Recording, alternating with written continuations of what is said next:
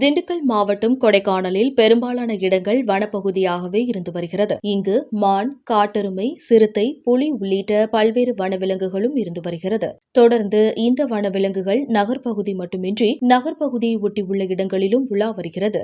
இந்த நிலையில் கொடைக்கானல் வாழைக்கேரி பகுதியில் தனியார் தோட்டத்தில் இருந்த சிலர் மானை வேட்டையாடி அதனை சமைப்பதற்காக தயார் செய்து வந்த புகைப்படத்தை சமூக வலைதளத்தில் வெளியிட்டுள்ளனர். தொடர்ந்து இந்த புகைப்படம் குறித்து வனத்துறையினருக்கு தகவல் தெரிவிக்கப்பட்ட நிலையில் சம்பவ இடத்திற்கு சென்ற வனத்துறையினர் ரோந்து பணியில் ஈடுபட்டனர். அப்போது சமைப்பதற்காக வைக்கப்பட்டிருந்த மான் இறைச்சி மற்றும் சமைத்த மான் இறைச்சி ஆகியவற்றை பறிமுதல் செய்தனர். மேலும் இந்த சம்பவத்தில் ஈடுபட்ட செல்வகுமார், ராஜேஷ் கண்ணன், அஜித், சிவராமன், ராமகிருஷ்ணன், பிரவீன் ஆகிய 6 பேரை வனத்துறையினர் கைது செய்து வழக்கு பதிவு செய்துள்ளனர். மேலும் வேட்டையாடுவதற்காக பயன்படுத்தப்பட்ட இருசக்கர வாகனம், டிராக்டர் மற்றும் அரிவாள் உள்ளிட்ட ஆயுதங்களை பறிமுதல் செய்தனர். மேலும் இவர்கள் பல்வேறு வேட்டை சம்பவங்களில் ஈடுபட்டு உள்ளனரா என்பது குறித்தும் வனத்துறையினர் விசாரணையை தீவிரப்படுத்தியுள்ளனர். கொடைக்கானலில் இருந்து ரிப்போர்ட்டர் மணிகண்டன்.